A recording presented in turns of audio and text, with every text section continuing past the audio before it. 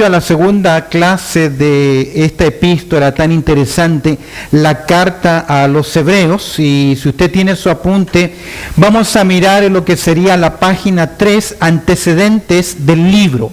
Mira conmigo ahí en tu apunte donde dice antecedentes del libro, punto número 1, título del libro.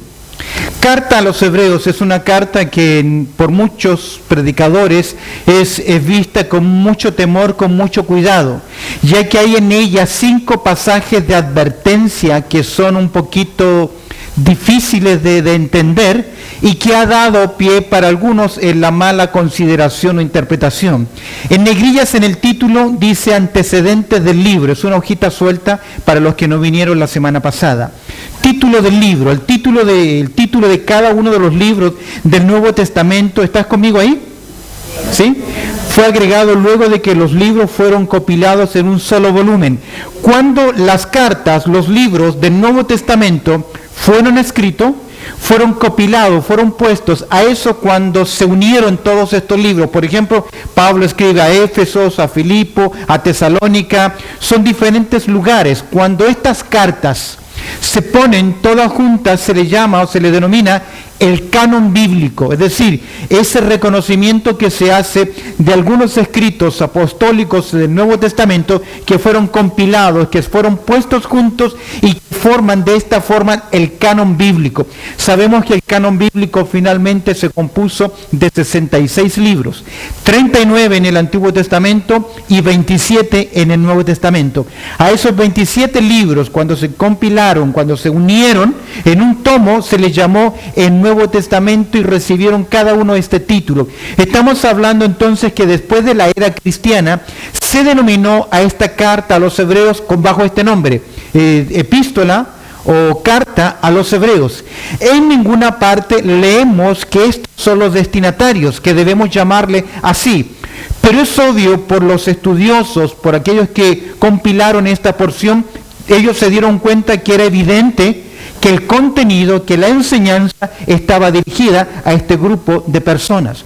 ¿Recuerdas que la semana pasada les decía en el primer estudio que hay 5 libros en el Nuevo Testamento que están escritos a judíos? ¿Recuerdas? ¿Cuáles son?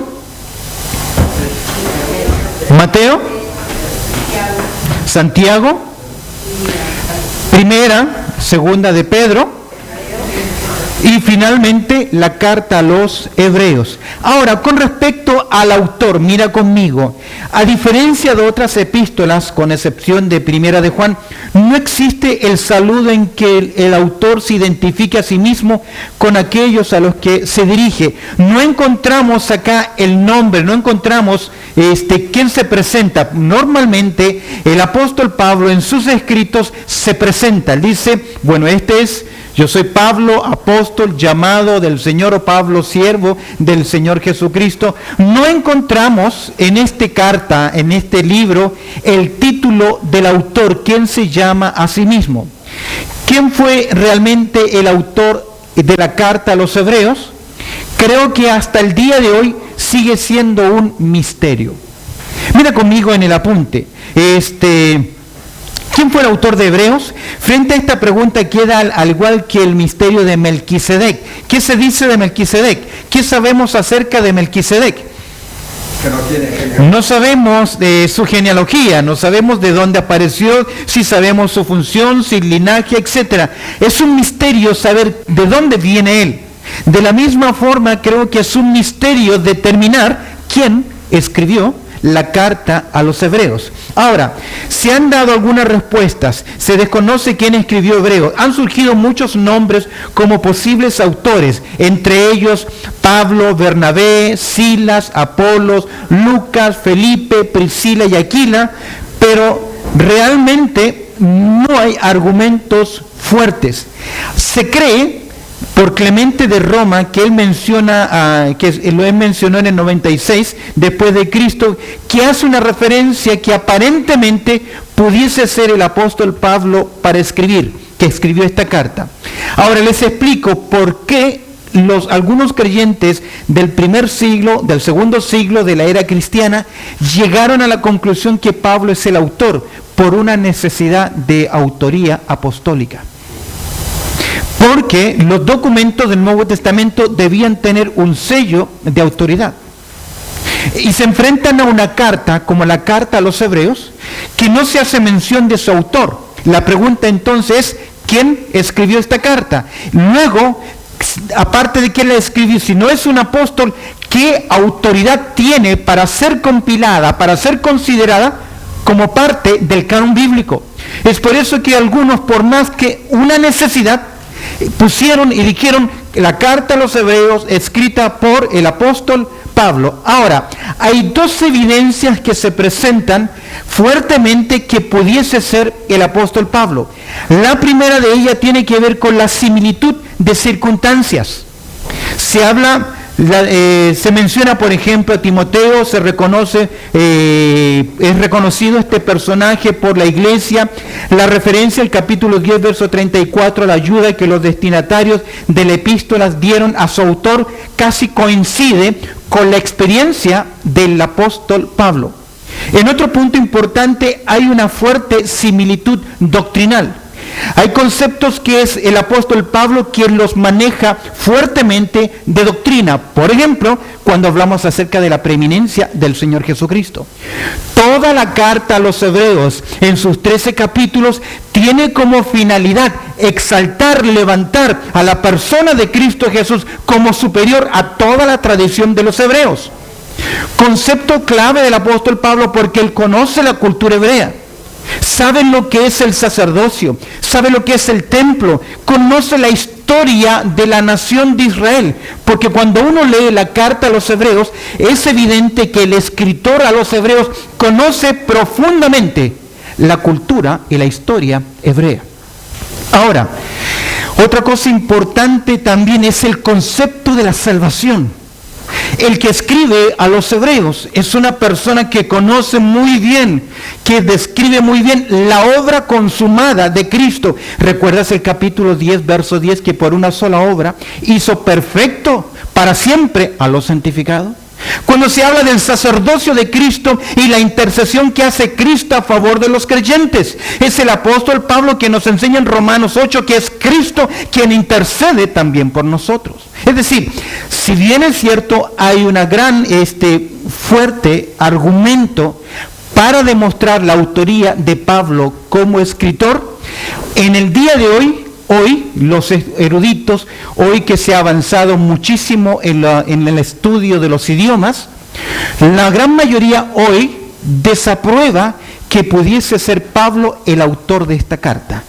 ¿Por qué?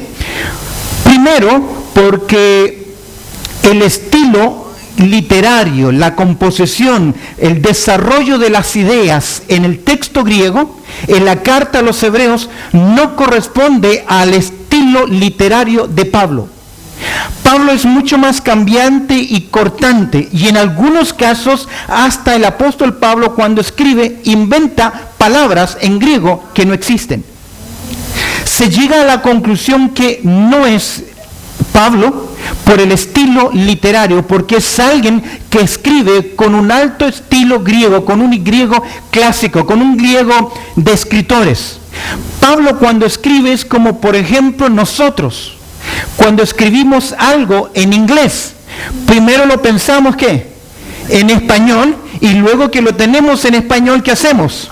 La traducción, a diferencia de una persona anglosajona que pensaría en primer lugar en inglés. De esa misma forma, Pablo piensa como un hebreo. Y luego que él ha pensado como un hebreo, tiene que traducir, y se entiende así en sus cartas cuando se escriben. Tal vez para nosotros pasa de largo porque nosotros leemos una traducción. Pero los eruditos en el día de hoy llegan a esta conclusión. Mi argumento mayor, que no es el apóstol Pablo, se encuentra, mira conmigo en Hebreos, en el capítulo 2. Capítulo 2. No sé si quedan algunas hojitas sueltas, de las hojitas sueltas.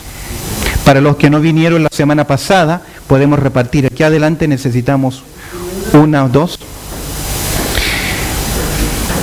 Los que vinieron la semana pasada,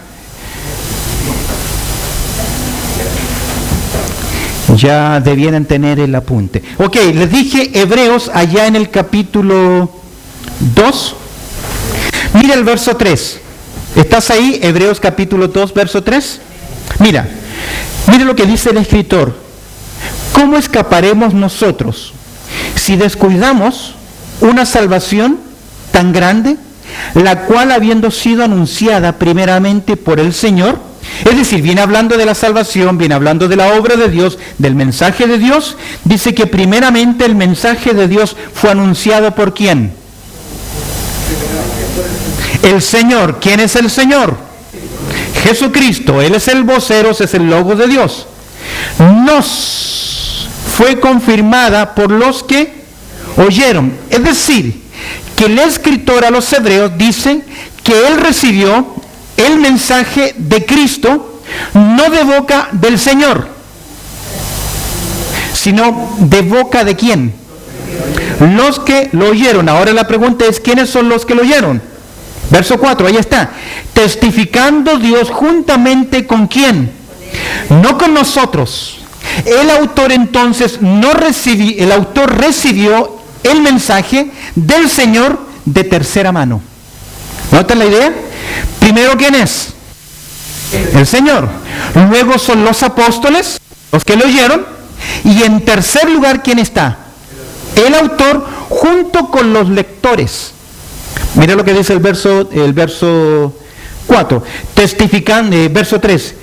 La cual habiendo sido anunciada primeramente por el Señor, nos fue. Ese nos incluye al autor y a quién más. Y a los lectores.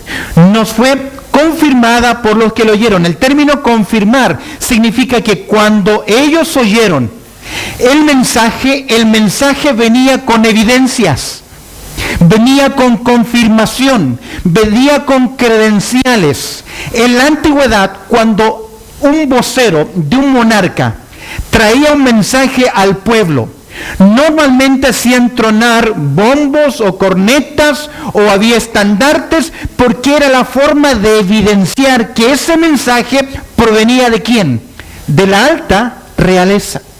El escritor está diciendo que los que escucharon al Señor tomaron el mensaje del Señor y cuando lo comunicaron, Dios confirmó que ellos eran los voceros de Dios. Mira por qué.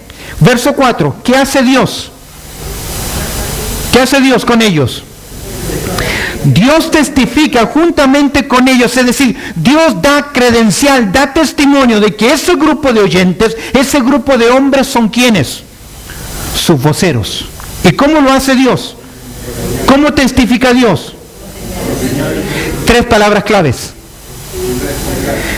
Señales, prodigios y diversos milagros. Es decir, que estos personajes tenían estas señales porque estas señales demostraban ¿qué cosa? Que ellos eran ¿qué? Apóstoles del Señor Jesucristo. Leerás lo mismo en Hechos capítulo 5, verso 12, que dice que por manos de los apóstoles se hacían señales, prodigios y milagros en el pueblo. Es lo mismo. Ahora, ¿por qué les digo esto? Porque el escritor recibió el mensaje y no es un apóstol. Porque ya recibió un mensaje que ha sido ¿qué? Confirmado. Ahora, pregunta. ¿Quién instruyó a Pablo? El mismo Señor Jesucristo en el tercer cielo. No solo en el tercer cielo, él se separó por 3 años al Asia, y estando 3 años en Asia, el Señor se reveló al apóstol Pablo. ¿Recuerdas cuando él instruye sobre la cena del Señor? Que él dice, yo no lo recibí de hombres, sino que lo recibí directamente ¿de quién? Del Señor. Por lo tanto, Pablo recibe el mensaje no confirmado, porque lo recibe directamente ¿de quién? Del Señor. Segundo, ¿Pablo es un apóstol? Amén. ¿Por qué?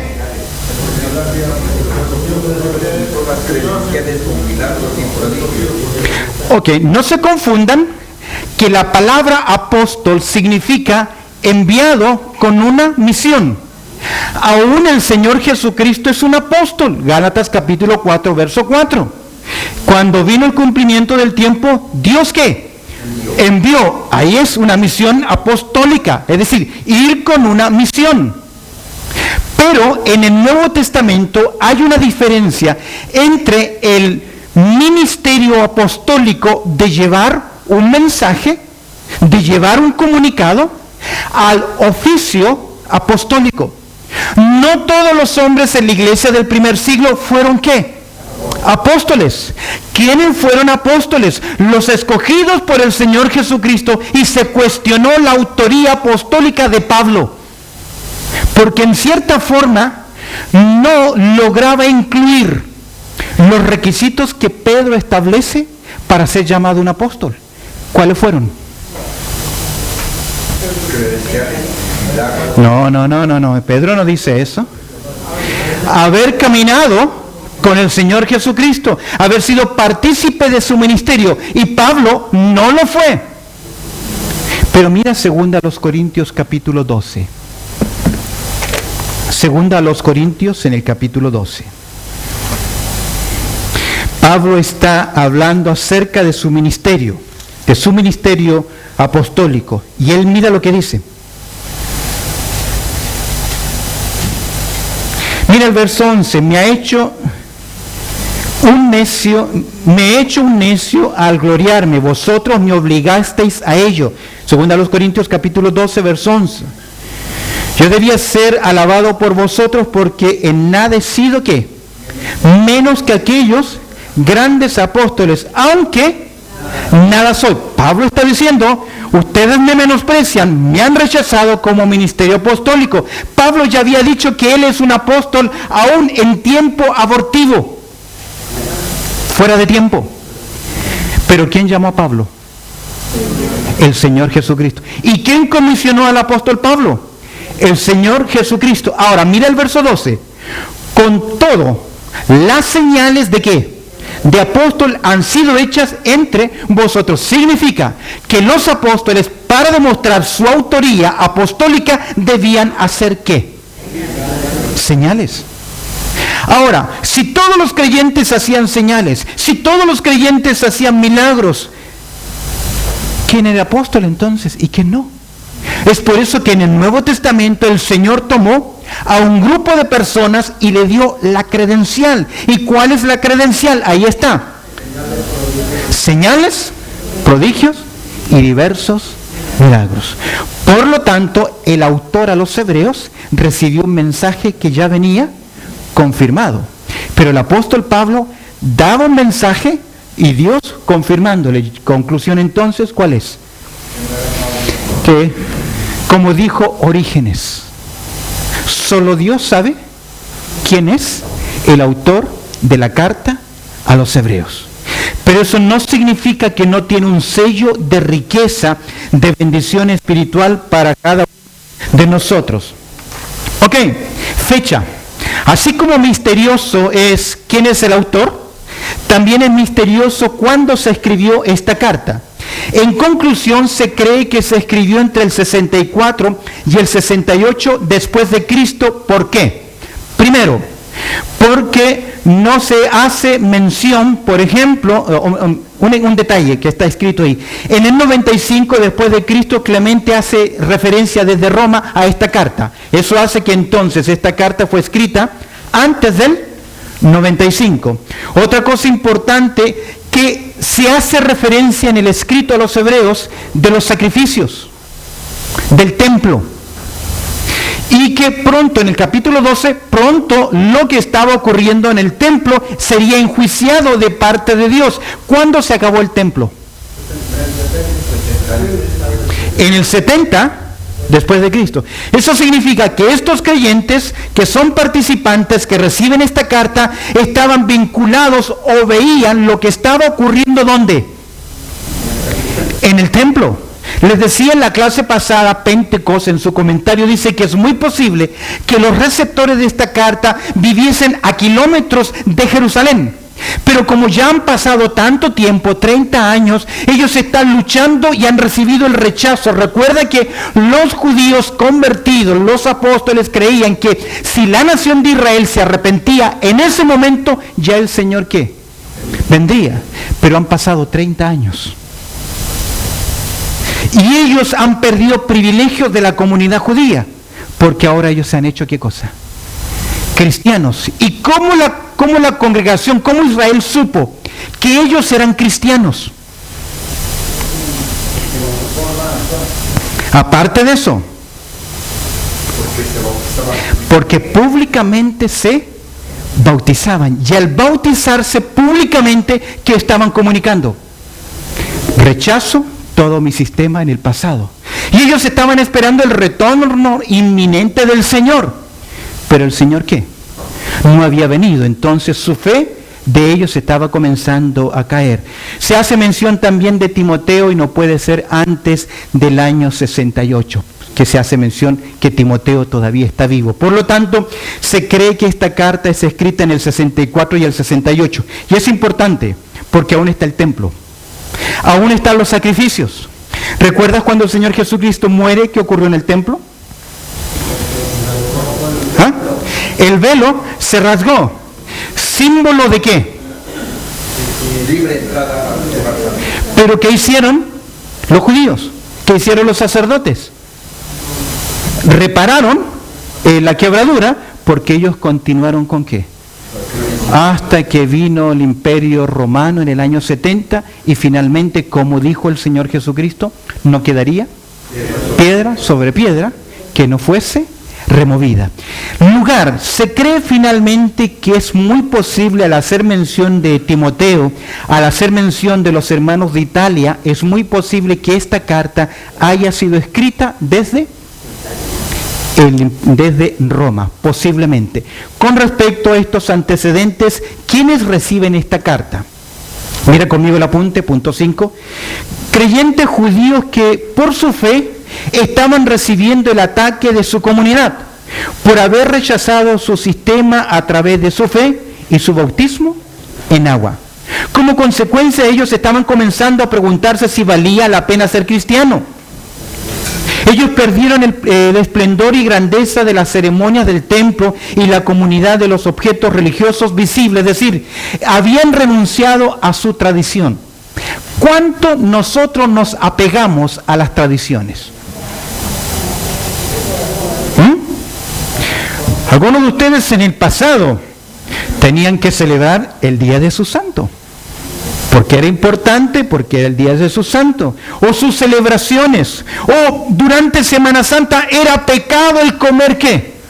Carne. Yo recuerdo que cuando niño mis abuelos me decían, hijito, este fin de semana no corra, no vea televisión. Tradiciones.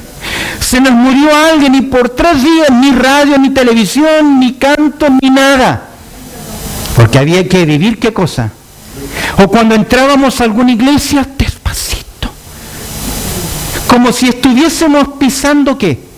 Tierra santa. ¿Qué son esas? Te sumo 2 más. Navidad. ¿Qué es? Es una tradición. Porque no está en las Escrituras. Ahora, el hombre necesita tradiciones. ¿Te has fijado, por ejemplo, un casamiento, lo que decían, vamos a brindar? ¿Qué es brindar? No, pero es que no lo hacemos con licor, lo hacemos con gaseosa. Pregunta es necesario brindar? ¿Es necesario decir buena suerte? Porque esa era la finalidad. O soplar las velitas. ¿Sabe usted lo que significaban las velitas en el pastel? Que los malos espíritus no llegaran al cumpleañero. Tradiciones.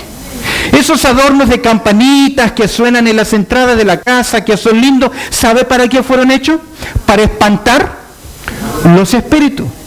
Y a nosotros, a los bebitos, ¿qué les comprábamos para poner en las noches? ¿Ah? Espantacucos. Como que algo iba a ocurrir. Estamos tan llenos de ¿qué? Y al hombre, el ser humano, necesita enraizarse y tradiciones. Y la nación de Israel, acostumbrada a tradiciones, ya han pasado 30 años. La esperanza del Señor no ha venido y ellos comienzan en su fe ¿a qué? A tambalear. Y el escritor a los hebreos les dice, no se equivoquen, sigan adelante, hay algo mejor. El Señor nos ha llamado a algo mejor, mucho más importante, permanente y eterno. Ese es el mensaje de la carta a los hebreos. Mira, años han estado Añadido a esto, ellos habían creído que Jesús iba a venir otra vez, pero ya han pasado 30 años de su ascensión y el Señor aún no ha vuelto por segunda vez. Por esto tenían toda clase de problemas espirituales, abundaban las dudas, las caídas y finalmente, ¿qué cosa? La confusión. Algunos dijeron, ¿qué hay de malo si yo voy de nuevo al templo y pago un voto y doy una ofrenda?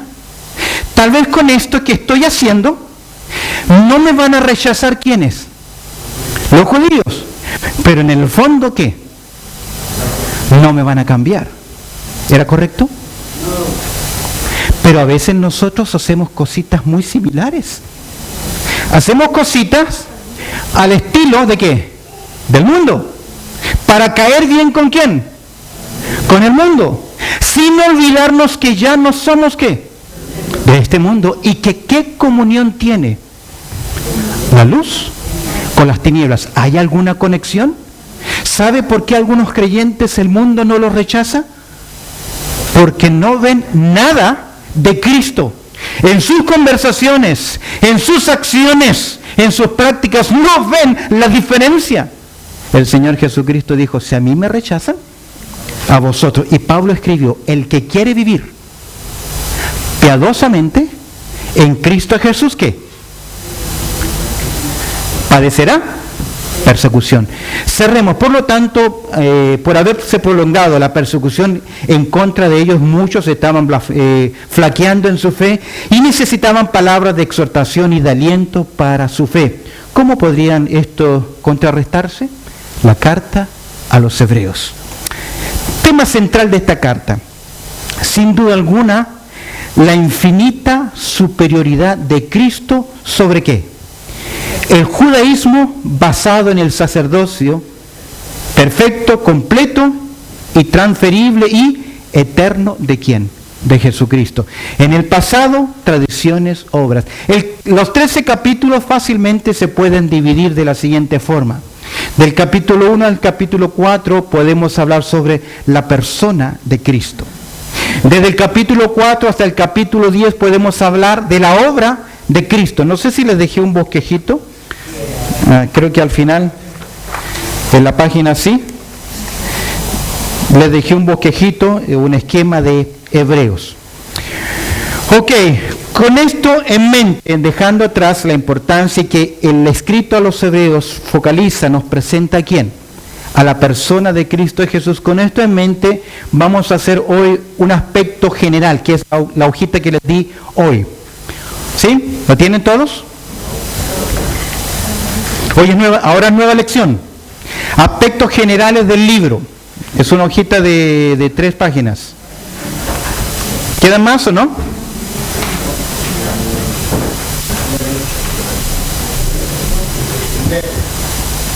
Ok, para los que no tengan esta hojita. Esta es la lección de hoy y la lección de la próxima clase. ¿Ok? Porque no vamos a alcanzar a cubrir todo el material. ¿Estamos claros hasta el momento con la introducción, lo que está pasando alrededor de la carta a los Hebreos? ¿Estamos claros? ¿Sí? ¿Hay alguna pregunta? Perfecto.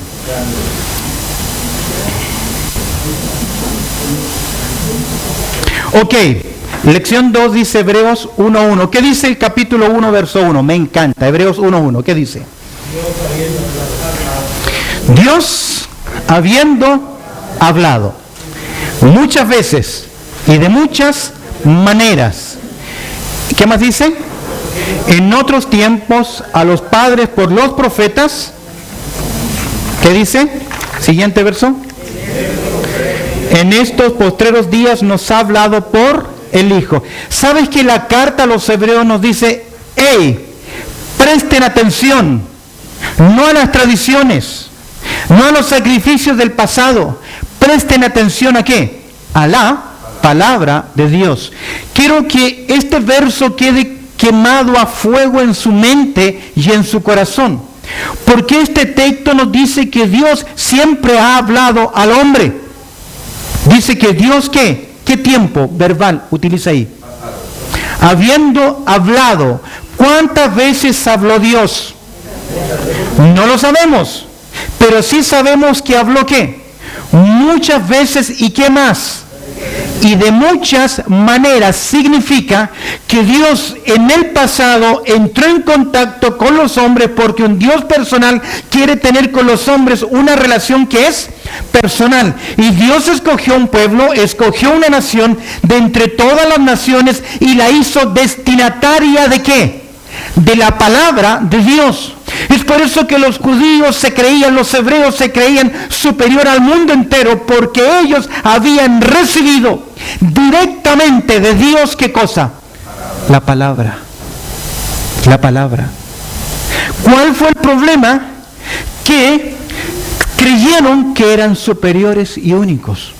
Y en cierta forma, por su historia, se logra entender. ¿Recuerdas cuando ellos poseen finalmente la tierra de la Canaán o la tienen que conquistar? ¿Qué tienen que hacer con sus enemigos? ¿Qué tienen que hacer? Exterminarlos. ¿Por qué? Porque Dios le estaba entregando a ese pueblo, a la descendencia de Abraham, de Isaac, de Jacob, de José. Dios le estaba entregando su promesa. Ese era el celo que ellos tenían. Al celo que ellos no convivían y no se relacionaban con ¿quiénes? Con gentiles, que ahora un judío. Te doy gracias que no soy ¿qué? ¿Un perro? ¿Un gentil? ¿O una mujer? Fuertes palabras de un hombre judío, celoso ¿de qué? ¿Cuánto le costó a nuestros hermanos del primer siglo llevarle el mensaje a los gentiles? ¿Cuánto les costó? ¿Cuánto tiempo? Cuando Pedro finalmente le predica a Cornelio, ¿sabes que ya han pasado 15 años? Oye, 15 años. ¿Pero qué le había dicho el Señor Jesucristo a ellos? ¿Me seréis testigos dónde? Hechos 1:8, Jerusalén, Judea, Samaria y hasta lo último de la tierra. Ellos ya tenían el plan. Pero por 15 años, ¿dónde se quedaron? ¿Por qué? Como Jonás. ¿Cómo es posible que Dios me envíe a predicar a quién? A una nación gentil como los ninivitas. Es por eso que ellos eran tan celosos, porque Dios había hablado muchas veces, mira el verso 1, y de muchas maneras que en otro tiempo a los padres por los profetas. Acá hay una marcada dispensación. Desde ese momento y mirando hacia el pasado, Dios habló muchas veces y agrega de muchas maneras. Para entender el tiempo, dice en otros tiempos, como Dios les habló. Sueños, visiones, revelaciones, éxtasis, aparición de ángeles, la suerte, el Urim y el Tumim fueron algunas de las formas en que Dios fue ¿qué? Entregando el mensaje a los hombres. Pero mira lo que dice, verso 2. Dios cambió la forma en que entrega el mensaje. Pero en estos postreros días nos ha hablado por el Hijo. Por Hijo. Es decir, que todo lo que hoy nosotros necesitamos conocer acerca de Dios, acerca de la voluntad de Dios, ¿dónde están? Acá. Es por eso que cuando Dios le dice a Juan, cierra el libro, se acabó ¿qué cosa? La profecía. Y Dios le dice ahora, cualquiera que añada o quite, será culpable de qué. ¿Por qué? Porque cuando vino lo perfecto, 1 Corintios capítulo 13, verso 10, lo que era en parte, se acabó. Hoy tenemos lo perfecto. Lo perfecto que es la palabra de Dios. Queridos, ¿quiere usted conocer la voluntad de Dios? Aquí está. Dios le va a decir claramente a usted que es su voluntad para usted. Se lo va a decir a través de preceptos y se lo va a decir a través de principios, se lo va a decir a través de ejemplos. Claramente en las Escrituras Dios le va a mostrar a usted su voluntad. La voluntad de Dios para su vida está en este libro, no afuera.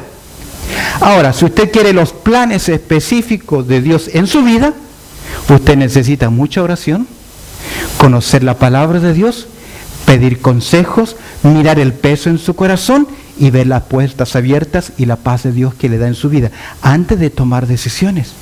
Pero todo lo que el hombre necesita saber acerca de Dios está acá, en este libro maravilloso. De ahí que es tan importante entonces la carta a los hebreos. Ahora, en esta carta, que exalta la palabra de Dios, mira, quiero que veas conmigo 5 declaraciones. Posiblemente vamos a hacer mención de una o dos de ellas.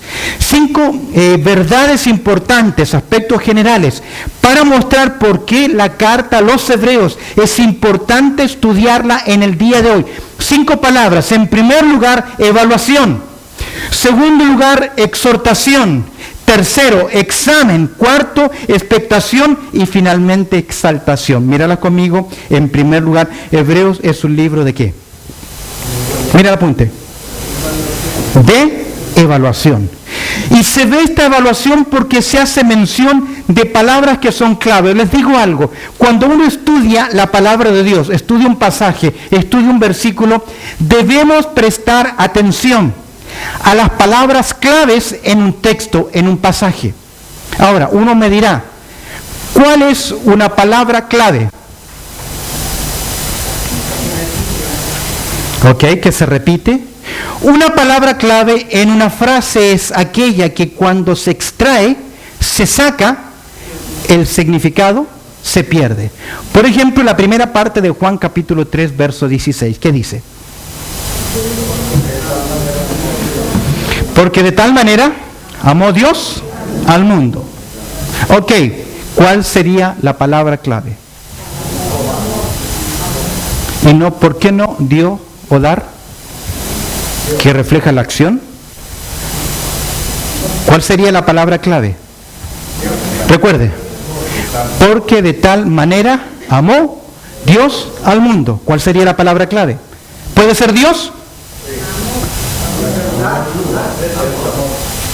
Creo que Dios es importante, es el sujeto en esa acción, pero la palabra clave es amor. Porque si yo extraigo la palabra amor, no entiendo por qué dio. ¿Lo tiene? ¿Lo tiene? Me explico que la palabra clave es aquella. Ahora, un predicador, un enseñador, a ustedes que les gusta enseñar o que les gusta predicar o exhortar, tienen que tener muy claro que cuando se predica no se aplican, no se le dan importancia a todas las palabras a la vez, porque es un sándwich. Buena aplicación puede ser, pero siempre será una mala interpretación. Por eso hay que descubrir palabras que son claves. Y en el libro de los Hebreos hay estas palabras que son claves. Ahora, las palabras claves, como ya hemos dicho, son palabras que si se quitan, se pierde el significado, la riqueza. En segundo lugar, son palabras importantes porque continuamente se están repitiendo en la Biblia. Por ejemplo, para el apóstol Pablo, un creyente maduro, una iglesia madura es aquella que tiene amor, que tiene fe y que tiene esperanza.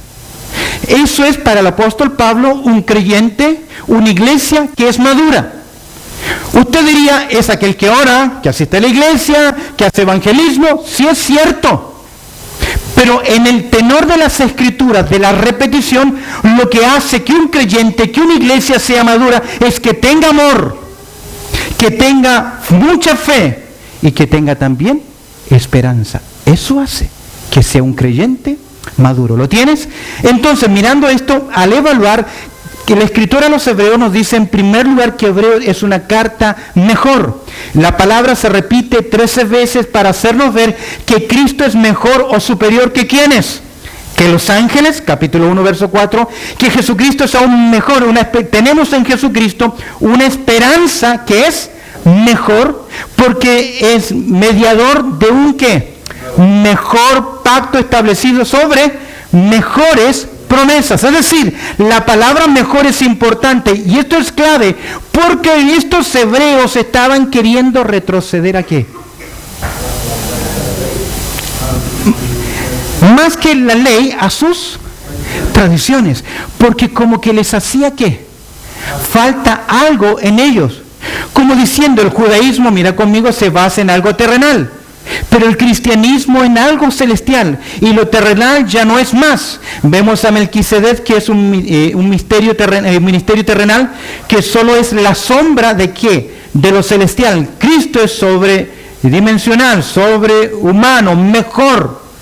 Él está diciendo que Jesucristo es mejor que el llamamiento de Abraham, que el sacerdocio de Melquisedec. La palabra mejor. Una palabra más, perfecto. Usada 14 veces en el griego para decirnos una cosa. La palabra mejor significa que llegamos a una etapa, a una madurez, y nos dice la Escritura que por medio del sacerdocio levítico los hombres no mejoraron, que por medio de la ley, mira el capítulo 7 verso 19, ¿qué dice? Alguien que lo lea fuertemente. 7:19.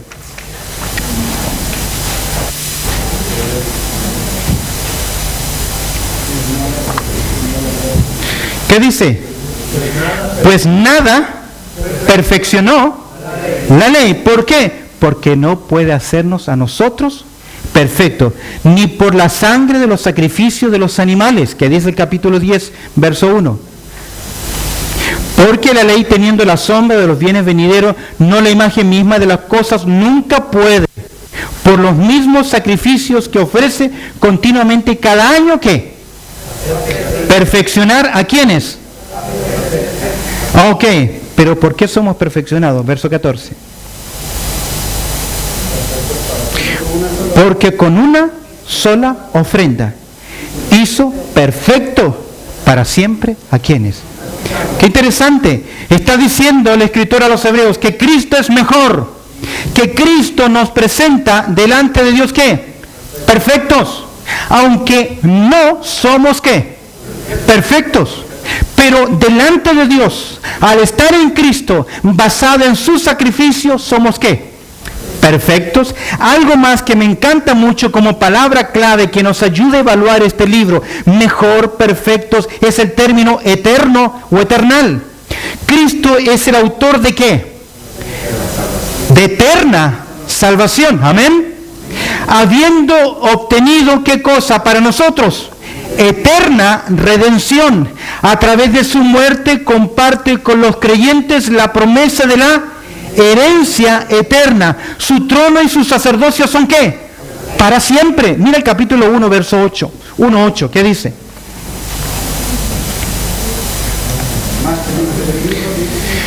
Más del Hijo dice, tu trono, Dios, por siglo de siglos, cetro de equidad, es el cetro de tu reino. Eterno, es el permanente, eternal. Jesucristo es el mismo ayer y hoy, ¿y qué? Y por los siglos. Ahora, yo le pregunto, ¿qué significa eso?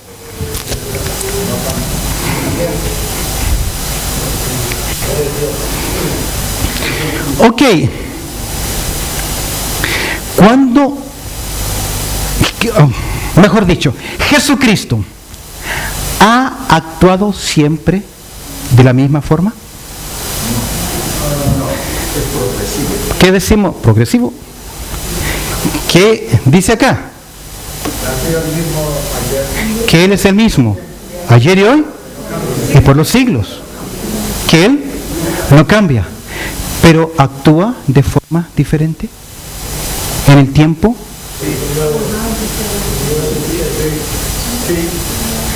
Antes de encarnarse, ¿existía Cristo? Amén, amén. ¿Y cómo existía? Como Dios. Filipenses, siendo Él en forma de Dios. ¿Qué contacto tenía con la humanidad? Antes de encarnarse, antes de humanarse.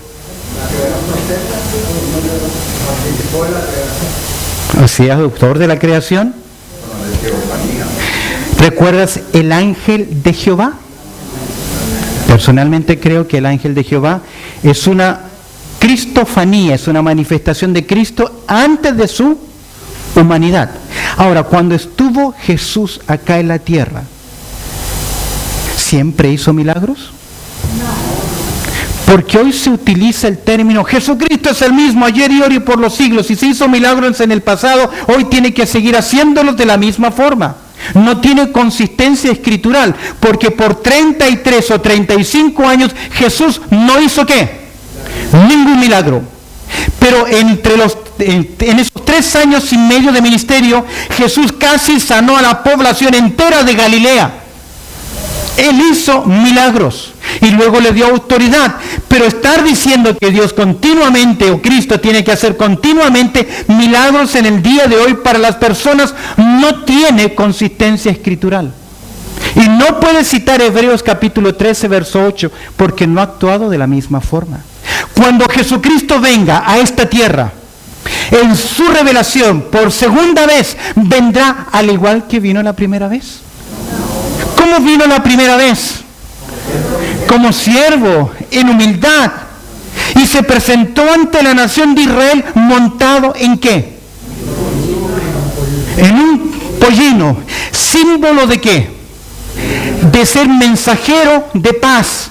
De traer un mensaje de paz, un mensaje de humildad. Pero cuando Jesucristo descienda a esta tierra, ¿vendrá sentado en un pollino? ¿Sobre qué va a venir? ¿Sobre qué va a venir? Montado en un caballo blanco. ¿Qué representa? ¿Por qué Dios no le dijo, no le permitía a la nación de Israel que amontonasen caballos? Porque era símbolo de qué? ¿Ah? De poder, de autoridad. Pero ahora el Señor viene montado ¿qué? En un caballo blanco, y de su boca sale una espada aguda para herir ¿a quiénes? A las naciones. Ya no viene ¿qué? De la misma forma. ¿Qué? ¿No es el mismo? Sí es el mismo, porque esencialmente Él sigue siendo lo que es. ¿Quién es Jesucristo? El Hijo de Dios, Dios humanado, Dios hecho hombre. Ahora, en la eternidad pasada hay algo que Jesús no tenía: humanidad. Pero al humanarse, por eso le dice al Padre en Hebreos capítulo 10, verso 5, ¿me preparaste cuerpo? Dios le dio a su Hijo un revestimiento. Le dio algo al Hijo que ahora está integrado en su esencia. Ahora Él también tiene naturaleza humana. Es decir, que en cierta forma Él ha adquirido algo que no tenía. Y cuando vino a esta tierra, fue humillado ¿hasta dónde? Hasta lo sumo. Es por eso que el Padre, ¿qué hizo con Jesús? Lo exaltó hasta lo sumo. Por eso el término Él es el mismo, ayer y hoy y por los siglos, no tiene nada que ver con su accionar, porque ha accionado con los hombres de forma ¿qué? Diferente. Pero esencialmente sigue siendo ¿qué? Hoy que estamos estudiando Juan capítulo 17, Jesús le dice al Padre, ¿recuerdas el estudio pasado? Vuélveme, ¿qué cosa? Aquella gloria que tuve contigo antes que el mundo fuese. ¡Wow! ¡Wow! Es decir, que Él comparte la esencia divina. Ahora, Dios es inmutable. ¿Amén? En Dios no hay sombra de variación. ¿Dios cambia? ¿Ah? ¿Pero ha cambiado con el trato con el hombre? Sí ha cambiado. Estudie usted las dispensaciones y usted verá que a mayor revelación Dios trata con el hombre de forma diferente. Pero esencialmente Dios ha cambiado. ¿Para Dios ha cambiado el pecado? ¿Para Dios ha cambiado lo que es bueno, lo que es malo? ¿Para Dios ha cambiado la intención con el hombre? No, porque Dios en su naturaleza esencial ¿qué? No cambia, pero el proceder puede ser diferente. El escritor a los Hebreos nos dice que Jesucristo, que es el mismo ayer y hoy y por los siglos, que su obra es para siempre. Se habla tanto acerca del cielo, se habla tanto acerca de lo que es mejor. Página siguiente. Se habla tanto de que nosotros somos participantes, que debemos llegar a una evaluación en nuestras vidas. Mira conmigo la letra G y el punto 1, razón de evaluación. Pero, ¿por qué el escritor les pide a sus lectores que evalúen su fe? Y lo que Cristo les ofrece, porque estaban ¿qué?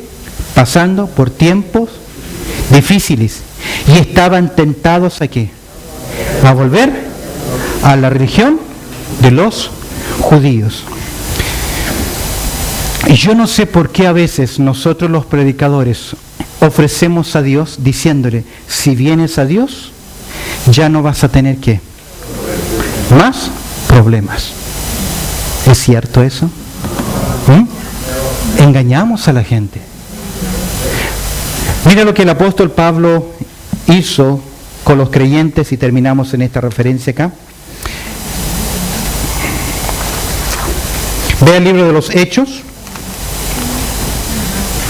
en el capítulo 14, verso 22, Hechos 14, 22.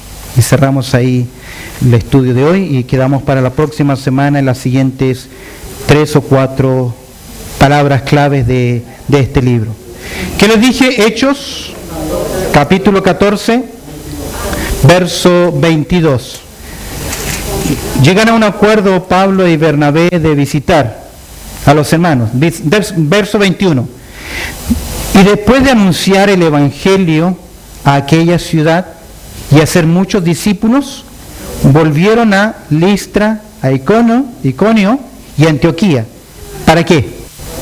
Confirmando los ánimos de los discípulos, ¿qué más?